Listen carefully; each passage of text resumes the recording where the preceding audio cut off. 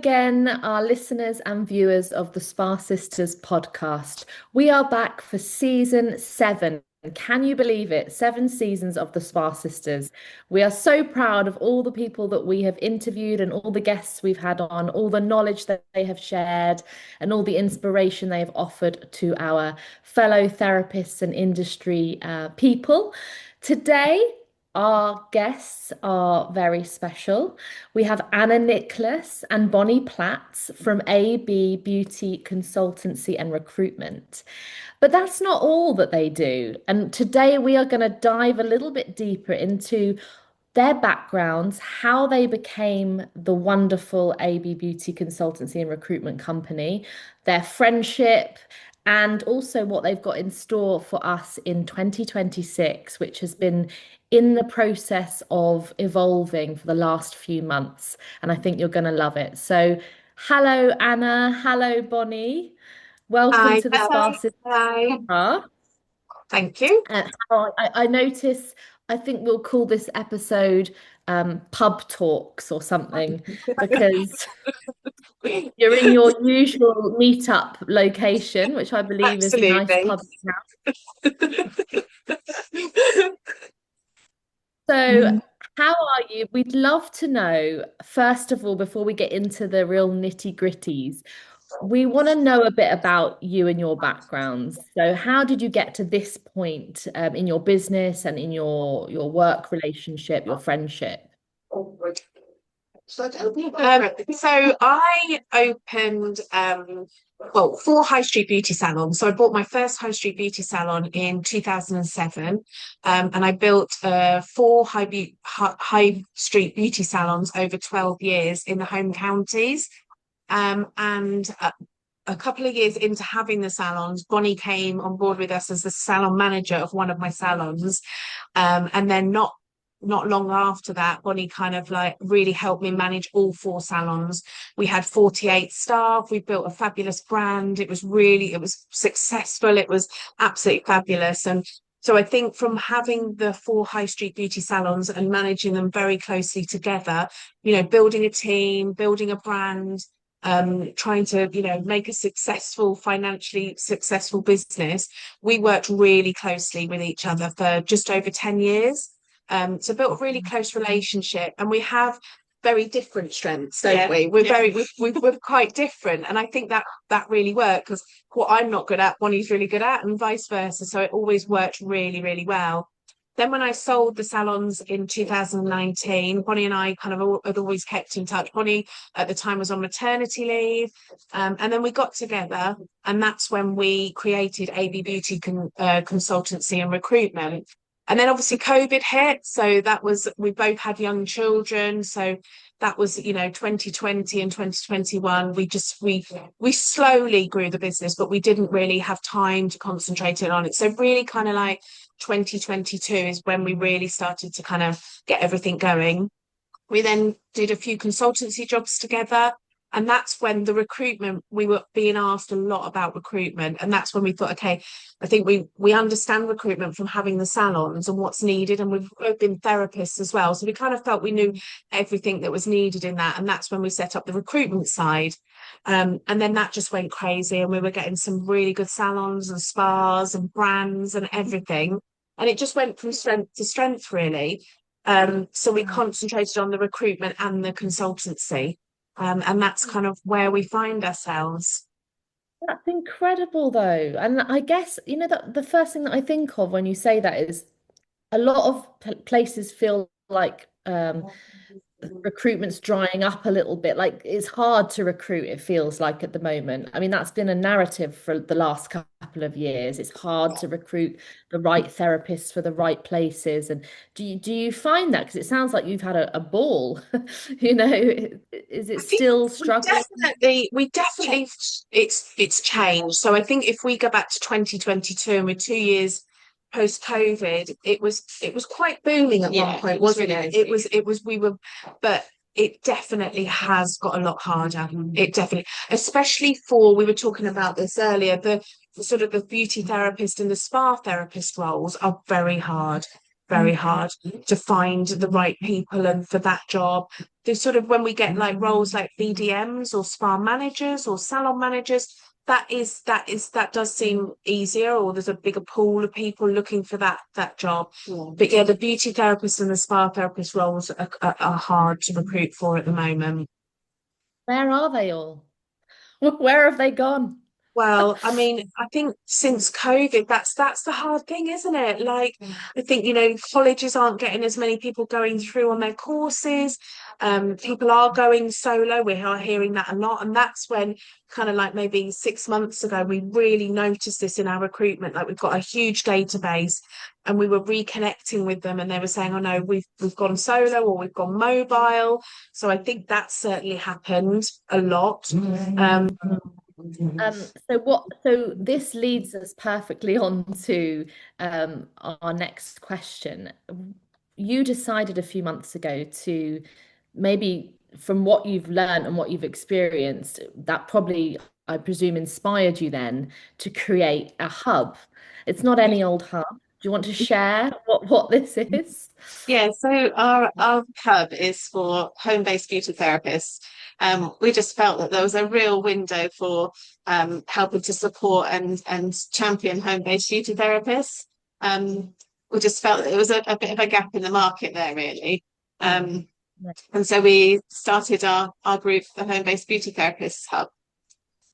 This is a Facebook group. It's called It the is, yeah. Home-Based Therapists Hub, and it's founded and managed by you both. So Yeah. this is really to harness and capture as well those therapists, because Yeah. I guess in that sense, you can support their needs from a slightly different angle. Is that Yeah. right? Definitely. And I think also one of the really important things in there is the community. Like, I think we have about 60 people in there at the moment, and they've already started sort of asking each other questions, which is lovely because I mean, we've both done it as well. Have both been home-based beauty therapists, and it can be really lonely.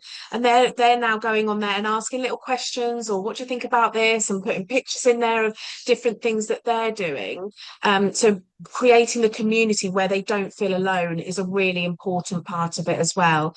And we do daily posts in there, and we're trying for the daily post to be a real mixture of kind of like helping them to build their client base, helping them to get new clients, helping them financially, helping them with the business, but also that kind of like, what's tough right now, what's tough, what's working, and really getting like conversation in there, which has just been lovely, hasn't it? Like really support, like a really good support network for them, just so they've got someone to talk to when they need to.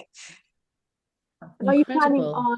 on having sort of like services where people could book time with you on a one-to-one, or is it going to be always a group-based? Yes. So the plan really with it is to build the community up, keep doing the daily posts, keep supporting. And then we do offer power hours. So we've done quite a few power hours with the girls that are already in there. And that's been amazing, hasn't it? And they've rebooked to have more power hours each month with us. So we're kind of supporting them sort of monthly, and then kind of like saying, okay, let's sort of concentrate on this for the next 4 weeks. And then we meet up again in 4 weeks' time, and then we can see how that's gone and move on from there and get the next plan.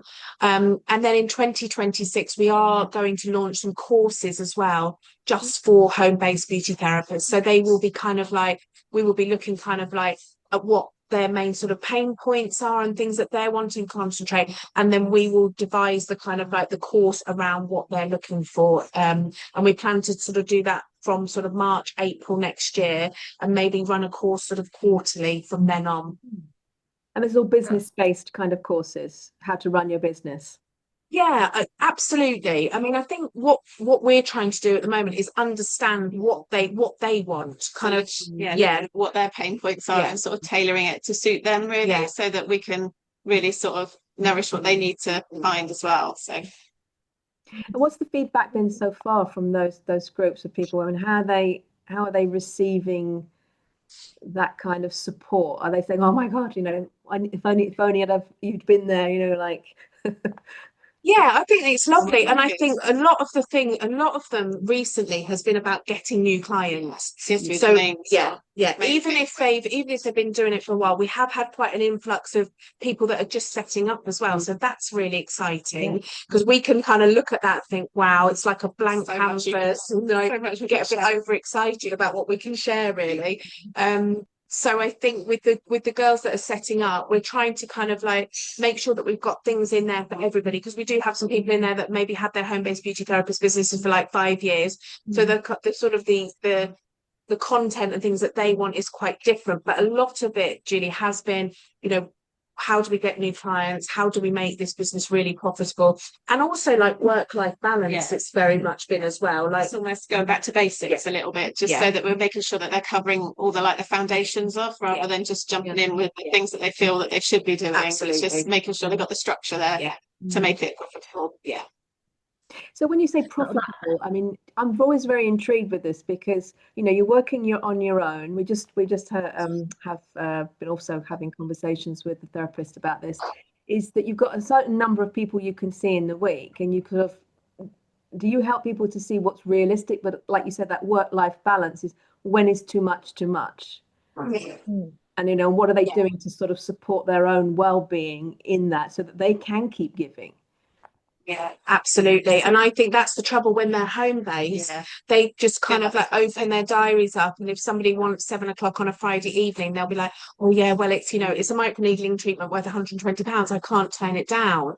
But I think the trouble is then if they keep doing that and keep doing that, then that gets the overwhelm and the burnout. So we're trying to kind of get them to put those boundaries, I suppose, in place from the beginning, so that yes, they're offering late nights, but they're not offering every late night, they're not offering every weekend, and they're working it so that, you know, We want them to feel like it's okay to say, this is what we're doing, and this is the hours that we're working, because they are the professional, and they do have boundaries that they need to put in place as well. So we want them to be comfortable with what they're doing as well. Great. And we And you're kind the of take example of that experience. You know how that feels, and you know you've managed teams. No, so you're it's coming straight from the expert. Definitely. And we do quite a lot of work with them as well around kind of like the treatment mix that they're offering, and what, you know, the real sort of profitable treatments, and making sure that they're not just sort of offering maybe the low revenue treatments where they're having to look at maybe working 40 hours a week because they're charging X amount for a manicure or something like that.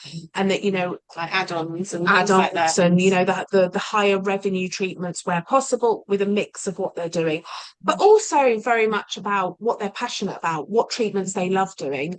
Like nobody wants to, and I think that's another reason people go self-employed, is they want to be offering the treatments that they love and that they're passionate about. So they wake up every morning and see their diary and think, wow, yeah, I've got this and this and this, rather than going into a salon or a spa and not really being able to manage that. So it's all about making sure it works for them and their passion as well. You just said about the agenda management. So when you're starting up in a business, what I'm also considering is that a lot of people, they were perhaps in full-time employment, let's say in a spa. They go to part-time and they start to try and build their business, and then they might go to casual.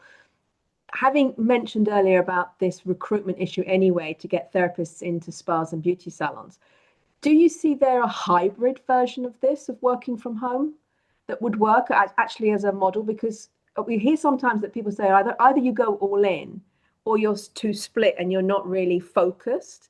So how do you see that playing out if somebody was like hesitant to go full in? Is there a working model there for a hybrid?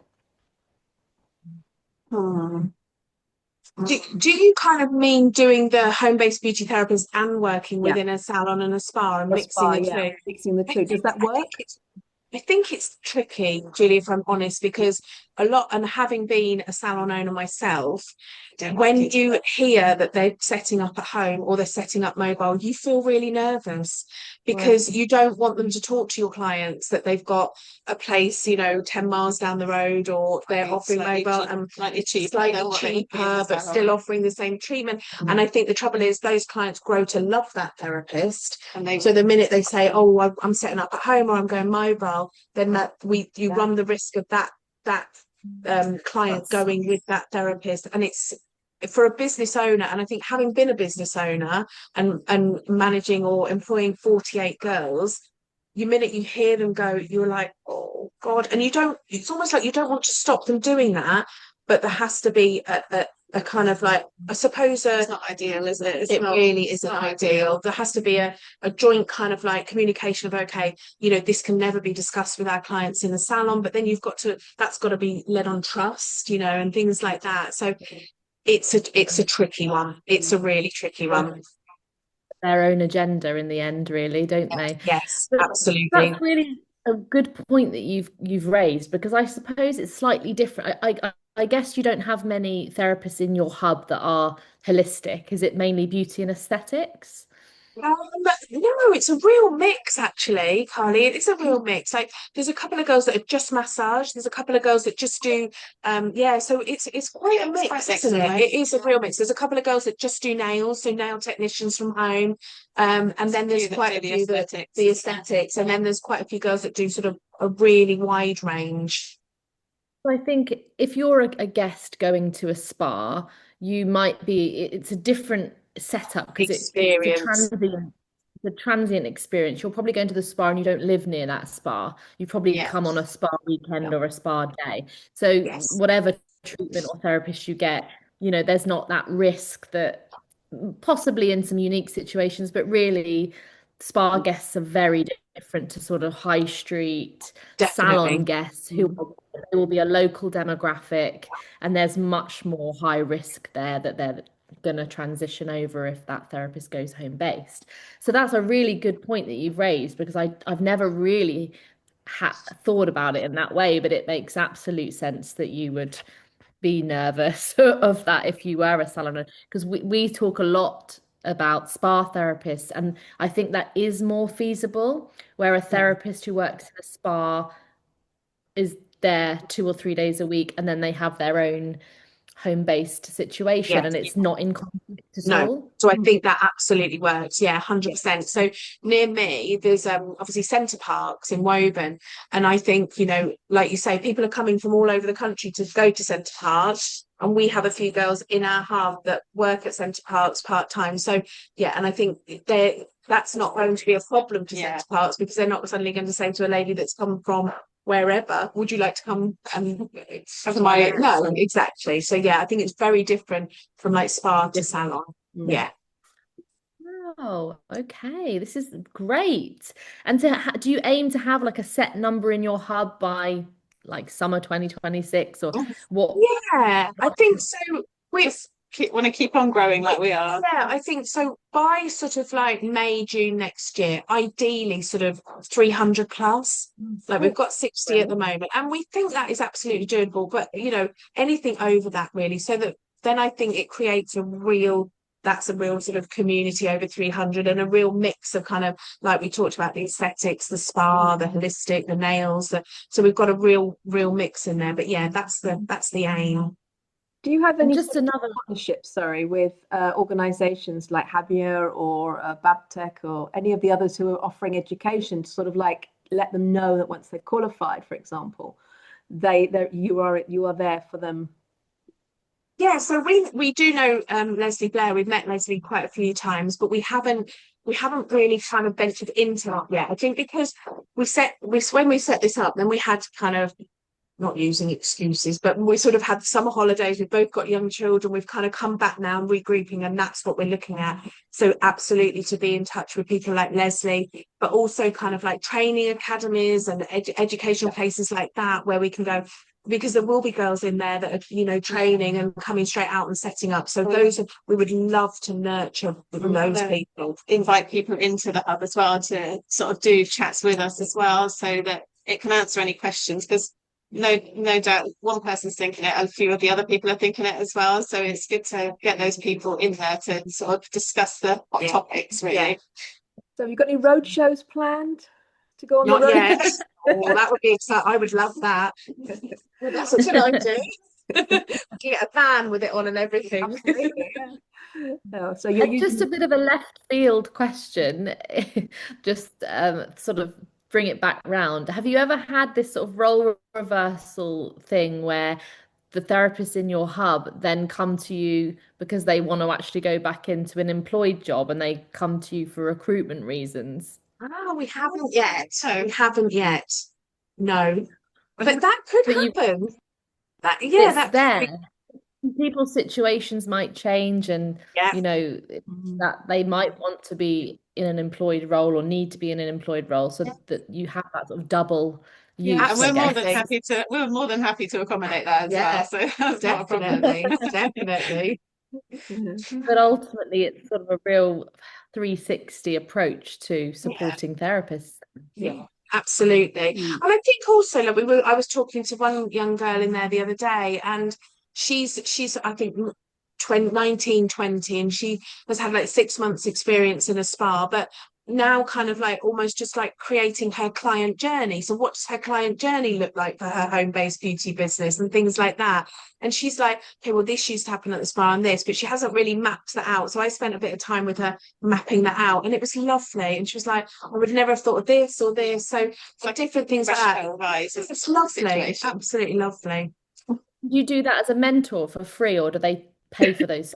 So that was like within a power hour. So we were very much talking about, it was a bit of a mix of like her client journey, who her ideal client was, because they don't really think of that as well. That's when like Bonnie was talking about looking at the foundations and the basics. Who is your ideal client? Where are they? How are we going to get these ideal clients through your door?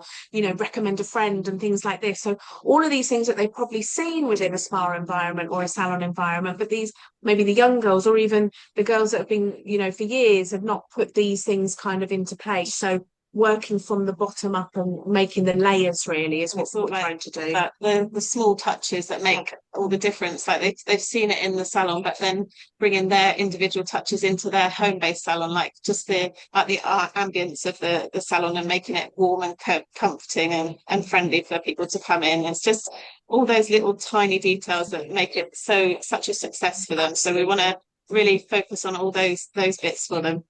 Yeah.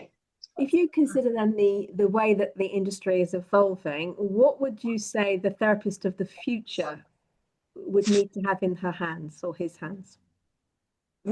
So I think that for me, Julie, it's like the passion. Yeah. Like when I speak to a passionate therapist, I am like, this is a person that wants to do this. You know what I mean? And I don't know if that kind of answer, I hope that answers your question, but we speak to so many people and it's like having that passion. The minute they have that passion and you speak to them, you know that's what they want to do. And that is one of the most important things I feel personally. So it sounds like you want to keep them focused on their vision and their why. Yeah. Why do they want? Absolutely. Yeah. So that you tie that back then. So when challenges come along, if you can tie back to that passion and keep that fire burning, they should automatically then be able to get over any hurdle. Absolutely.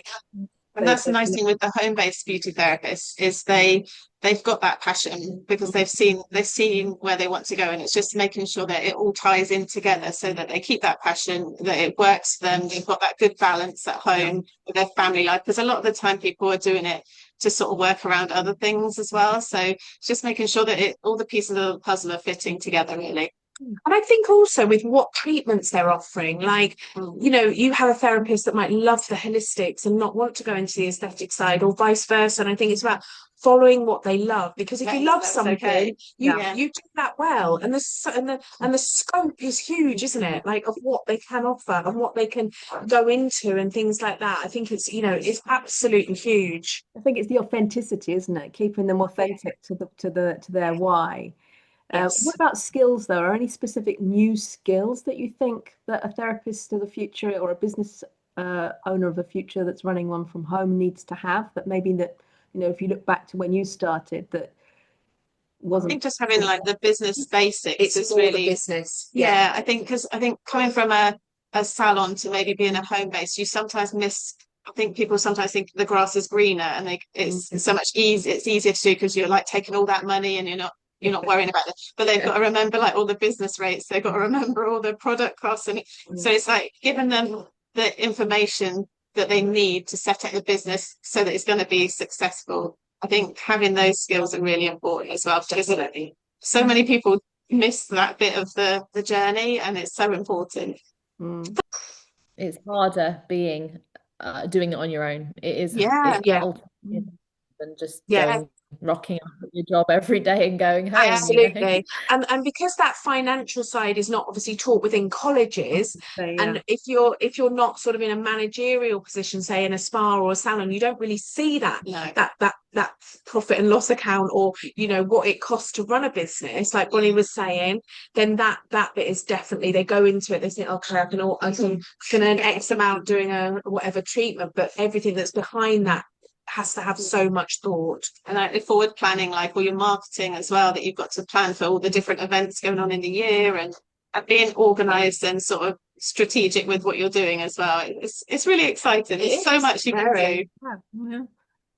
You've got your plan for next year to have these to get up to 300 therapists. So how can we help you spread the word? We would love. So we actually have created a little freebie for home-based beauty therapists, which kind of gives them some tips and everything. So if you could share that for us, that would be amazing. And then that kind of gives them those little tips, and then it leads them to our Facebook group. It's got the link in there to lead them to our Facebook group. So if you would be happy to share that freebie, we would really appreciate it. We'd love to do that for you. And thank you. They say we're very passionate about therapists' welfare, and I think being confident in your business is part of that welfare as well, isn't it? That financial well-being, Definitely. Feeling secure in yourself. So yeah, happy to share that. Not a problem. Thank you. So I think that brings us to the close this week, and we wish you much success with this venture. And if you'd like to tell us again how people can reach you, and we'll also put that in the show notes as well.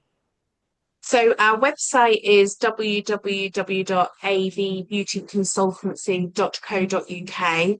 And then the Home-Based Beauty Therapist group is a Facebook group, and it's called the Home-Based Beauty Therapist Hub.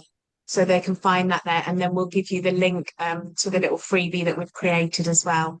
Oh, wonderful. Well, thank you so very much for coming on today, and thank you. Enjoy the rest of your day and the end of the year, and we look forward to seeing how the hub evolves. Lovely. Thank you, so Julie. much. Thanks, Carly.